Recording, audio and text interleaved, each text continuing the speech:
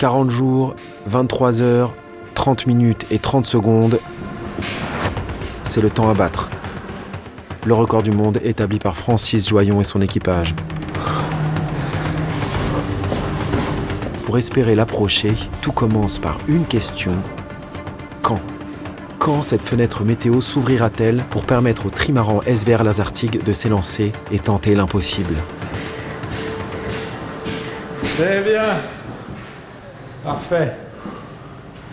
Après des mois de préparation, la vie de l'équipage est désormais en stand-by. Ils doivent se tenir prêts à partir à chaque instant. Tu sors un tapis, on va faire les abdos ? Le trophée Jules Verne, c'est le Graal des marins. Un tour du monde à la voile, sans escale, le plus vite possible. Mais pour espérer battre ce record, sans parler des aléas inhérents à l'exercice d'un sport mécanique, il faut savoir compter sur les éléments. Dans l'ombre, Gauthier analyse 20 années de fichiers météo.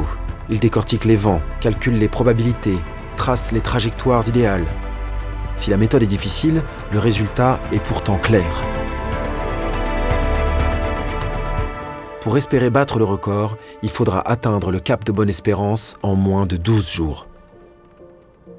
Je veux avoir une bonne fenêtre. En 11 jours, 6 heures à Bonne-Espérance, j'ai 80% de chance de gagner le record. Avec les études statistiques qu'on a fait auparavant. Mais l'idée du coup, c'est de se dire, code rouge, il n'y a pas de départ dans les 5 prochains jours. Code orange, départ possible dans les 72 prochaines heures. Code vert, départ possible dans les 24 prochaines heures. Ça veut dire que tout le monde est mobilisé et prêt à être parti.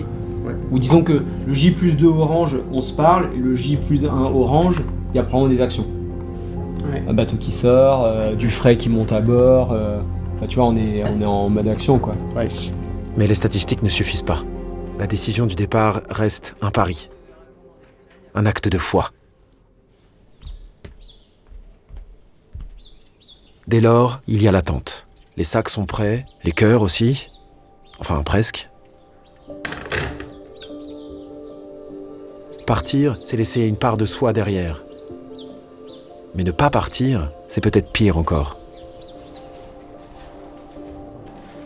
Entre tension et doute, chacun vit le stand-by à sa manière.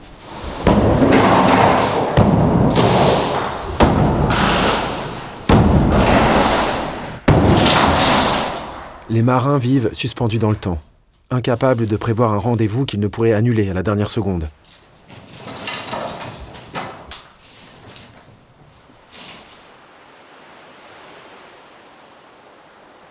Et si le départ était demain ? La semaine prochaine ? Dans 2 mois ? Dans le même temps, Jean-Yves et son équipe veillent. Leur mission ? Déchiffrer les fichiers météo, trouver une faille dans l'invisible. Ils sont en lien permanent avec l'équipage. Il faut garder les choses dans l'ordre, c'est ne pas péter le bateau dans le vent fort, là, donc pas partir trop tôt, et ne pas partir non plus trop tard, de façon à ne pas se faire choper par l'anticyclone et pas y arriver.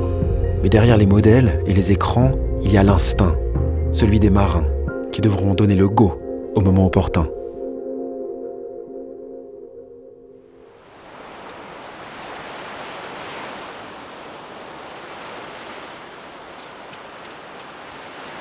Malgré toutes ces incertitudes, la vie continue. Et soudain, tout s'accélère, une fenêtre se dessine, le code passe au vert. Cette fois-ci, c'est peut-être la bonne. Ou peut-être pas. Partir, attendre encore. Ça, c'est le dernier qui va en bas. À cet instant, il n'y a aucune certitude. Et puis je te dis, c'est une solution facile parce que faire demi-tour, il n'y a aucun problème. Avec ce vent-là, s'il faut rentrer, tu rentres. Quoi. Tu chopes, tu rentres. Quoi. Aujourd'hui, les marins s'élancent peut-être pour la plus grande aventure de leur vie.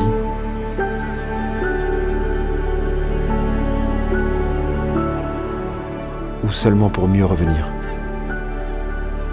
Même sous code vert, l'incertitude demeure.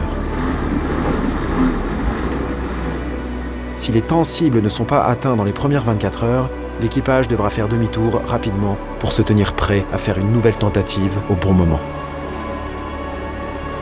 Encore plus que d'habitude, les premières heures de navigation se font en lien étroit avec la cellule météo.